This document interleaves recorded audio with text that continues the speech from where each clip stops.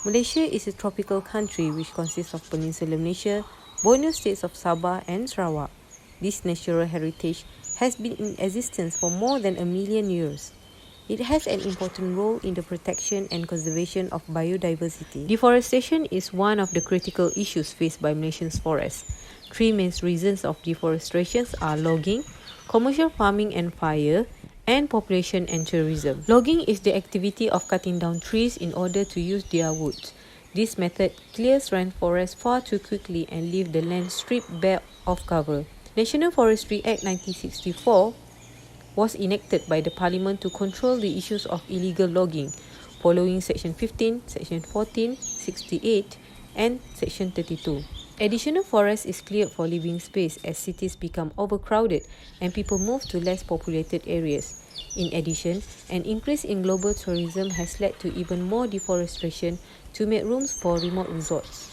Rapid legislation were enacted by the Parliament and local authority to control this issue, which are the Environmental Quality Act 1974, Environmental Quality, Prescribed Activities and Environmental Impact Assessment, Order 2015 and the guidelines. Malaysia is one of the largest producer and exporter of palm oil.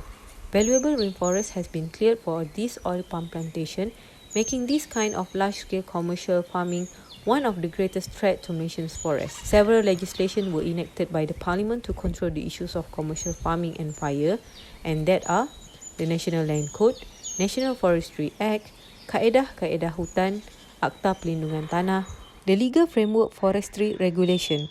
There are several witnesses of forest legislation which can be seen at A. Forestry matters governed by the state government, whereas National Forestry Act 1984 provide for the administration, management and conservation of forests and forestry development within the state of Malaysia. In terms of the enforcement system, the logging concessions, permits, contracts and allocation of rights to exploit forests and state assets are often controlled or held by the powerful politicians and economic elites and well-connected corporations. Current forest control. The study conducted by the local authority contradict with the EIA report provided by the developer. Compliance. Failure of logging companies to comply with the EIA procedures and lack of monitoring from the state authority.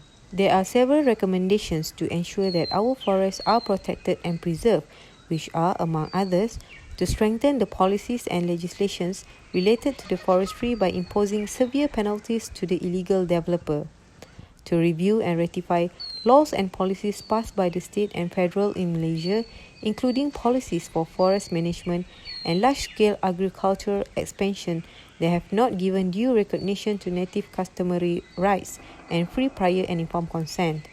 Strict monitoring of logging companies in complying with EIA procedures.